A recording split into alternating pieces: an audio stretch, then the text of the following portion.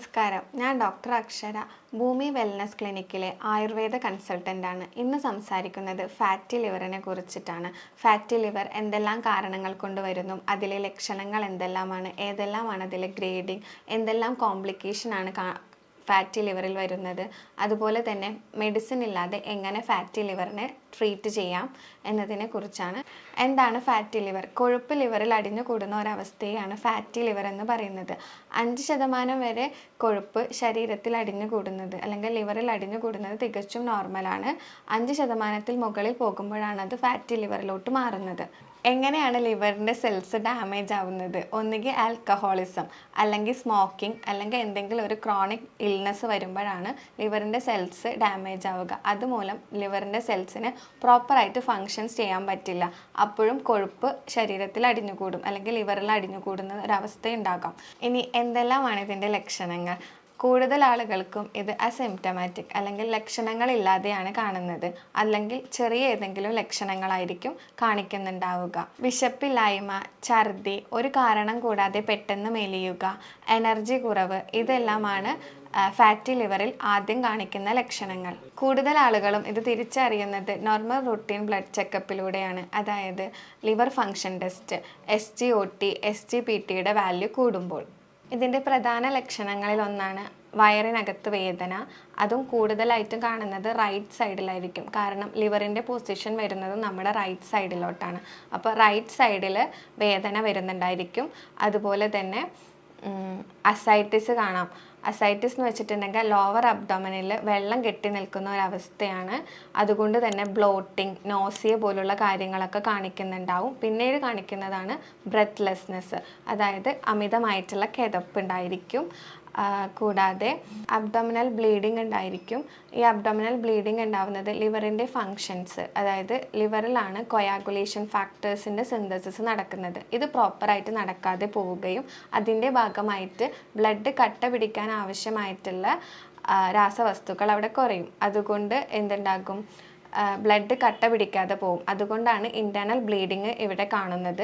അതുപോലെ spider angioma എന്ന് പറഞ്ഞിട്ടുള്ള ഒരു കണ്ടീഷൻ ഉണ്ട്. അതായത് വെയിൻസ് പുറത്തോട്ട് പ്രൊമിനൻ്റ് ആയിട്ട് നിൽക്കുന്നുണ്ടായിരിക്കും. ഈ ഒരു കണ്ടീഷനും ഇതിൽ കാണാം. പിന്നെ ലിവറിലാണ് ഡീടോക്സിഫിക്കേഷൻ എന്ന് പറഞ്ഞ ഫങ്ഷൻ നടക്കുന്നത് ലിവറിലാണ് മെയിനായിട്ടും. അപ്പോൾ ഇതിൻ്റെയൊക്കെ ഫങ്ഷൻസ് തകരാറാവും. ഈ തകരാറ് മൂലം എന്തുണ്ടായിരിക്കും? ടോക്സിൻസിൻ്റെ അളവ് ബ്ലഡിൽ കൂടും.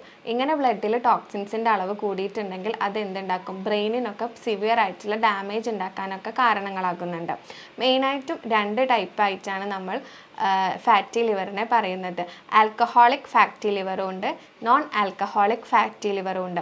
അപ്പോൾ നോൺ ആൽക്കഹോളിക് ഫാറ്റി ലിവർ ഉണ്ടാകുന്നത് കൂടുതലും നമ്മുടെ ഹാബിറ്റുകൾ കൊണ്ട് തന്നെയാണ് ഇത് രണ്ടും ഉണ്ടാകുന്നത്.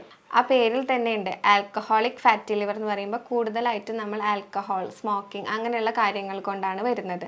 നോൺ ആൽക്കഹോളിക് ഫാറ്റി ലിവർ എന്ന് പറയുന്നത് എക്സസൈസിൻ്റെ കുറവ് മൂലം ഉണ്ടാവുന്നതാണ്. കൂടുതലായും നമ്മൾ ഫാറ്റി ലിവർ നോക്കുന്നത് USG അബ്ഡമൻ ചെയ്തിട്ടായിരിക്കും. അപ്പോൾ നമുക്കതിൻ്റെ റിപ്പോർട്ട് കാണുമ്പോൾ തന്നെ അറിയാം അതിൽ ഗ്രേഡ് 1 ഫാറ്റി ലിവർ അല്ലെങ്കിൽ ഗ്രേഡ് 2, ഗ്രേഡ് 3 എന്നുള്ള ഒരു റേഷ്യോയിലായിരിക്കും അത് എഴുതി കാണുന്നത്. ഗ്രേഡ് 1 ഫാറ്റി ലിവർ എന്ന് വെച്ചിട്ടുണ്ടെങ്കിൽ 5% മുതൽ 33% വരെയുള്ള കൊഴുപ്പ് ലിവറിൽ അടിഞ്ഞു കൂടുമ്പോഴാണ് അത് ഗ്രേഡ് 1 ഫാറ്റി ലിവറായിട്ട് നമ്മൾ കണക്കാക്കുന്നത്. ഇത് നമുക്ക് മെഡിസിൻ ഇല്ലാതെ തന്നെ ട്രീറ്റ് ചെയ്യാൻ പറ്റും. ചെറിയ കുറച്ച് എക്സസൈസ്, അതുപോലെ ഡയറ്റ്, ഇങ്ങനെയുള്ള കാര്യങ്ങൾ ശ്രദ്ധിച്ചാൽ തന്നെ നമുക്കത് പൂർണ്ണമായിട്ട് നീക്കം ചെയ്യാൻ സാധിക്കും. പിന്നീട് കാണിക്കുന്നതാണ് ഗ്രേഡ് 2 ലെവൽ, അതായത് 34% മുതൽ 65% വരെ കൊഴുപ്പ് ലിവറിൽ എത്തുമ്പോഴാണ് ഗ്രേഡ് 2 എന്ന അവസ്ഥയിലേക്ക് മാറുന്നത്. ഇതിനെ നമുക്ക് അതുപോലെ തന്നെ ഡയറ്റും മെഡിക്കേഷൻ എന്ന കാര്യങ്ങൾ കൊണ്ടൊക്കെ നമുക്ക് മാറ്റിയെടുക്കാൻ പറ്റും. ഗ്രേഡ് 2 നല്ല വേഴ്സൺ ആയിട്ടില്ല എന്നുണ്ടെങ്കിൽ നമുക്ക് മെഡിക്കേഷൻ ഇല്ലാതെ തന്നെ നല്ല സ്ട്രിക്റ്റ് ആയിട്ടുള്ള ഒരു ഡയറ്റും അതുപോലെ തന്നെ ശരീരം നല്ല വിയർത്തിട്ടുള്ള എക്സസൈസുകൾ അങ്ങനെയുള്ള കാര്യങ്ങൾ ചെയ്താൽ തന്നെ നമുക്ക് ഗ്രേഡ് 2നെ പൂർണ്ണമായും നീക്കം ചെയ്യാം. ഇനി ഗ്രേഡ് 3 എന്ന് വെച്ചിട്ടുണ്ടെങ്കിൽ 65%-ലും കൂടുതൽ കൊഴുപ്പ് ലിവറിൽ അടിഞ്ഞു കൂടുകയാണ്. അതാണ് നമ്മളെ കോംപ്ലിക്കേഷൻസിലോട്ടൊക്കെ കൊണ്ടെത്തിക്കുന്നത്. ഇതിൽ നമ്മൾ നിർബന്ധമായിട്ടും മെഡിക്കേഷൻസും കാര്യങ്ങളും എല്ലാം എടുക്കണം. ഒരുപാട് ഫുഡും കാര്യങ്ങളൊക്കെ നമ്മൾ അവോയ്ഡ് ചെയ്യുക. അങ്ങനെയുള്ള കാര്യങ്ങളൊക്കെ ഗ്രേഡ് 3 ഉള്ളവരാണ് ഏറ്റവും കൂടുതൽ ശ്രദ്ധിക്കേണ്ടത്. ഒന്നാമതായി നമ്മൾ ഒഴിവാക്കേണ്ടത് ആഡഡ് ഷുഗേഴ്സ് ആണ്. ആഡഡ് ഷുഗേഴ്സ് എന്ന് വെച്ചിട്ടുണ്ടെങ്കിൽ പഞ്ചസാര, ശർക്കര, തേൻ പോലുള്ള കാര്യങ്ങൾ. നമുക്കറിയാം തേൻ തികച്ചും നാച്ചുറലാണ്. തേൻ കഴിക്കുന്നത് കൊണ്ട് കുഴപ്പമില്ല എന്നൊക്കെയാണ് ഇപ്പം എല്ലാവരും പറയുന്നത്. തേൻ കഴിക്കുന്നത് കൊണ്ട് യാതൊരുവിധ പ്രശ്നങ്ങളും ഇല്ല. കാരണം തികച്ചും നാച്ചുറൽ ആയതുകൊണ്ട് നമുക്കത് എടുക്കാം. പക്ഷേ ഇന്ന് കിട്ടുന്ന തേനിൽ കൂടുതലും ആർട്ടിഫിഷ്യൽ ആയിട്ടായിരിക്കും. അതിലെന്തെങ്കിലും ആർട്ടിഫിഷ്യൽ ആയിട്ടുള്ള എന്തെങ്കിലും ആഡ് ചെയ്തിട്ടുണ്ടായിരിക്കും. നാച്ചുറൽ ആയിട്ടുള്ളതെല്ലാം നമുക്ക് കിട്ടുന്നത്. അപ്പം നാച്ചുറൽ ആയിട്ട് കിട്ടുന്നതാണെന്ന് ഉറപ്പുണ്ടെങ്കിൽ നമുക്കത് എടുക്കുന്നത് കൊണ്ട് പ്രശ്നമില്ല. പിന്നീട് പറഞ്ഞത് ട്രാൻസ് ഫാക്റ്റുകളുടെ ഉപയോഗം നമ്മൾ കുറയ്ക്കണം എന്നാണ്. എന്താണ് ട്രാൻസ് ഫാക്റ്റ് എന്ന് വെച്ചിട്ടുണ്ടെങ്കിൽ ഈ ജങ്ക് ഫുഡ്, അതുപോലെ നമ്മൾ ഈ പൊരിച്ച ഭക്ഷണങ്ങൾ, ഇതിലൊക്കെ ഉണ്ടാകുന്ന ഫാറ്റിനെയാണ് നമ്മൾ ട്രാൻസ് ഫാക്റ്റ് എന്ന് പറയുന്നത്. അത് നമ്മൾ പൂർണ്ണമായിട്ടും ഒഴിവാക്കണം. നല്ല ഫാറ്റുകൾ ചെറിയ രീതിക്ക് എടുക്കുന്നത് കൊണ്ട് നമുക്ക് വലിയ പ്രശ്നങ്ങൾ ഉണ്ടാവില്ല. അതായത് അൺസാച്ചുറേറ്റഡ് ആയിട്ടുള്ള അൺസാച്ചുറേറ്റഡ് ഫാറ്റ് എന്ന് വെച്ചിട്ടുണ്ടെങ്കിൽ നമ്മുടെ ഈ നട്ട്സ്, സീഡ്സ്, അതിൽ നിന്നൊക്കെ നമ്മൾ എടുക്കുന്ന ഓയിലുകളില്ലേ, അതിൽ നിന്ന് കിട്ടുന്ന എണ്ണ, അത് നമുക്ക് ചെറിയ രീതി, അത് നല്ല കൊളസ്ട്രോൾ നമ്മുടെ ശരീരത്തിന് ആവശ്യമാണ്. അത് എടുക്കുന്നത് കൊണ്ട് കുഴപ്പമില്ല. ചെറിയ അളവിൽ, അതും ഒരു ഡോക്ടറുടെ നിർദ്ദേശപ്രകാരം കഴിക്കുകയാണെങ്കിൽ അത്രയും ബെറ്റർ ആയിരിക്കും. മൂന്നാമതായി റെഡ് മീറ്റിൻ്റെ ഉപയോഗം ഒഴിവാക്കുക. റെഡ് മീറ്റ് എന്ന് വെച്ചിട്ടുണ്ടെങ്കിൽ മട്ടൻ, താറാവ്, അതുപോലെ ബീഫ്, പോർക്ക്, ഇങ്ങനെയുള്ള കാര്യങ്ങളൊക്കെ നമ്മൾ ഒഴിവാക്കണം. കാരണം ഈ റെഡ് മീറ്റ് കൂടുതൽ ഇൻഫ്ലമേഷൻസ് ഉണ്ടാക്കും സെൽസിൽ. അപ്പോൾ അതും ഫാറ്റി ലിവറിലോട്ട് നമ്മളെ നയിക്കും. നാലാമതായി ഉറക്കം നമ്മളെപ്പോഴും കറക്റ്റ് ടൈമിന് ഉറങ്ങുക. അതായത് ഒരു 6 hours അല്ലെങ്കിൽ 7 hours എന്നും കറക്റ്റ് സമയത്ത് ഉറങ്ങി കറക്റ്റ് സമയത്ത് എണീക്കുക. അങ്ങനെ ഒരു ശൈലിയിലോട്ട് പോവുക. അതുപോലെ പകലുറക്കം പൂർണ്ണമായിട്ടും ഒഴിവാക്കുക. ഇപ്പം നമ്മളെ കൂടുതൽ ആൾക്കാരും ഉച്ചയ്ക്ക് ശേഷം ഉറങ്ങുന്നവരാണ്. അപ്പം അങ്ങനെയുള്ള ഉച്ച ഉറക്കം, പകലുറക്കം, ഇതെല്ലാം നമുക്ക് ഒഴിവാക്കേണ്ടതാണ്. നാലാമതായി നമ്മൾ ഒഴിവാക്കേണ്ടത് പുകവലി, മദ്യപാനം, സോഫ്റ്റ് ഡ്രിങ്ക്സ് ഇല്ലേ, ഇപ്പോൾ പെപ്സി, കോള, അങ്ങനെയുള്ള ഐറ്റംസൊക്കെ നമ്മൾ ഒഴിവാക്കേണ്ടതാണ്. അതുപോലെ ജ്യൂസ് കുടിക്കുന്നവരായിരിക്കും. ഫ്രഷ് ജ്യൂസ് ആണെങ്കിൽ പോലും ഫ്രഷ് ജ്യൂസിൽ ഫൈബറിൻ്റെ അളവ് കുറവായിരിക്കും. അതുപോലെ തന്നെ അതിലപ്പോൾ ജ്യൂസ് ആക്കുന്ന സമയത്ത് ഫ്രക്ടോസിൻ്റെ അളവ് കൂടുന്നുണ്ട്. അപ്പോൾ ഈ കണ്ടീഷനിൽ നമ്മൾ ജ്യൂസ് മാക്സിമം അവോയ്ഡ് ചെയ്തിട്ട് ഫ്രഷ് ഫ്രൂട്ട്സ് കഴിക്കുക. അതും സീസണൽ ഫ്രൂട്ട്സ് കഴിക്കുന്നത് കൂടുതലാക്കുക. ഫൈബർ റിച്ച് ആയിട്ടുള്ള ഭക്ഷണങ്ങളിലോട്ട് പോവുക. അടുത്തതായിട്ട് അൺസേഫ് ആയിട്ടുള്ള ലൈംഗിക ബന്ധങ്ങൾ. അതിലെങ്ങനെയെന്ന് വെച്ചിട്ടുണ്ടെങ്കിൽ ഹെപ്പറ്റൈറ്റിസ് എ, ഹെപ്പറ്റൈറ്റിസ് ബി പോലുള്ള രോഗങ്ങൾ നമുക്ക് വരാൻ സാധ്യതയുണ്ട്. അത് നമ്മുടെ ലിവറിനെ ഡാമേജ് ചെയ്യിക്കും. അപ്പോഴും നമുക്ക് ഫാറ്റി ലിവർ അല്ലെങ്കിൽ ലിവറിൽ എന്തെങ്കിലും ക്രോണിക് ഇൽനെസ് വരുമ്പോൾ ഫാറ്റി ലിവർ ഉണ്ടാവുമെന്ന് ഞാൻ പറഞ്ഞിട്ടുണ്ടായിരുന്നു. ലിവർ സെല്ലിന് ഡാമേജ് വരുമ്പോൾ. അപ്പോൾ ഈ ലിവർ സെല്ലിനെ ഡാമേജ് ആക്കാൻ വേണ്ടിയിട്ട് ഹെപ്പറ്റൈറ്റിസ് എ, ബി പോലുള്ള കണ്ടീഷൻസ് കാരണമാവുന്നുണ്ട്. ഇനി എന്തെല്ലാം ഭക്ഷണങ്ങളാണ് നമ്മളിതിൽ കഴിക്കേണ്ടത്? ധാരാളം ഇലക്കറികൾ കഴിക്കാം, പച്ചക്കറികൾ കഴിക്കാം, ഫൈബ്രിൻ കണ്ടൻറ്റ് കൂടുതലുള്ള തരത്തിലുള്ള കുക്കുംബർ, സാലഡ്സ് പോലുള്ള കാര്യങ്ങളൊക്കെ നമുക്കിതിൽ ഇൻക്ലൂഡ് ചെയ്യാം. അതുപോലെ തന്നെ ചെറുമീനുകൾ, മത്തി പോലുള്ള മീനൊക്കെ കഴിക്കുന്നതും ഇതിൽ നല്ലതായിരിക്കും. പിന്നെ പ്രോബയോട്ടിക്സ്, ആൻറ്റി ഓക്സിഡൻസ്, അങ്ങനെയുള്ള ഭക്ഷണങ്ങളും നമുക്കിതിൽ ഉൾപ്പെടുത്താം. അതായത് ഇഞ്ചി, മഞ്ഞൾ, അതുപോലെ പ്രോബയോട്ടിക്സ് ആയിട്ടുള്ള തൈരൊക്കെ കഴിക്കുന്നത് നല്ലതാണ്. പിന്നെ പലർക്കും ഉള്ള സംശയമാണ് മുട്ട കഴിക്കാൻ പറ്റുമോ എന്നുള്ളത്. അപ്പോൾ മുട്ടയുടെ വൈറ്റ് നമുക്ക് എപ്പോഴും കഴിക്കാം. വീക്ക്ലി 1 or 2 ആയിട്ട് മുട്ടയുടെ മഞ്ഞ കഴിക്കുന്നതും നല്ലതാണ്. പിന്നെ ഒരു ഡോക്ടറുടെ നിർദ്ദേശപ്രകാരം വൈറ്റമിൻ ഇ ക്യാപ്സ്യൂളിൻ്റെ ഇൻടേക്കും വളരെയധികം ഗുണകരമായിരിക്കും. ഇനി നമുക്ക് കുറച്ച് ഹോം റെമഡീസ് പരിചയപ്പെടാം. നമ്മളെ വീട്ടിലെല്ലായിടത്തും കിട്ടുന്നതാണ് ചെറുനാരങ്ങ. ഈ ഒരു ചെറുനാരങ്ങ എടുത്തിട്ട് നമ്മൾ 1 ലിറ്റർ വെള്ളത്തിൽ പിഴിയുക.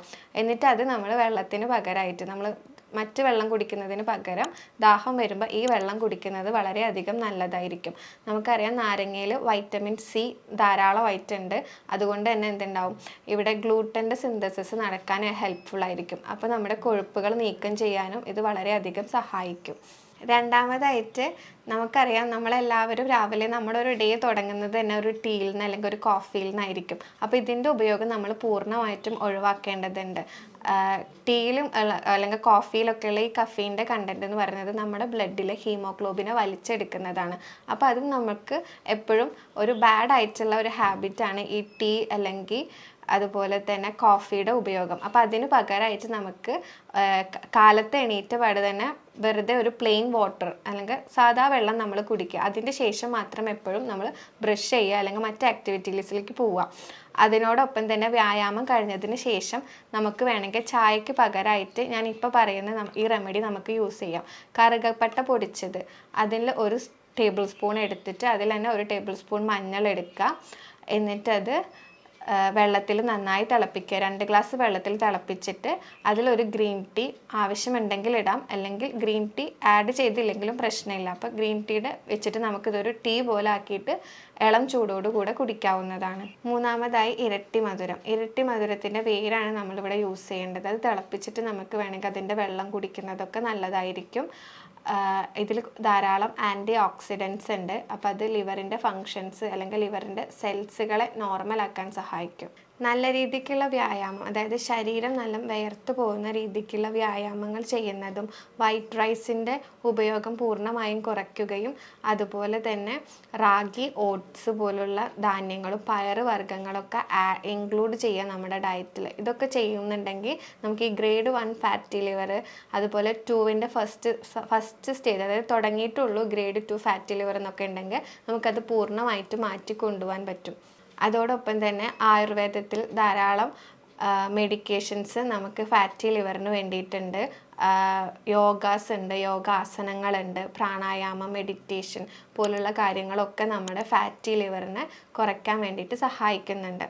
അതുപോലെ തന്നെയാണ് രാത്രി ഭക്ഷണം. ഒരു 7-7:30 കൂടെ തന്നെ നമ്മൾ നമ്മുടെ ഡിന്നർ കഴിച്ച് തീർക്കുക. അതിലും ലൈറ്റായിട്ടുള്ള ഭക്ഷണങ്ങൾ കഴിക്കാൻ ശ്രദ്ധിക്കുക. ഓട്സ്, അതുപോലെ സാലഡ്സ്, ഒണിയനൊക്കെ ഇട്ടിട്ടുള്ള സാലഡ്സ് ഉണ്ടാവില്ലേ, കുക്കുംബർ, അതൊക്കെ ആഡ് ചെയ്തിട്ട് നമ്മൾ കഴിക്കാൻ നോക്കുക.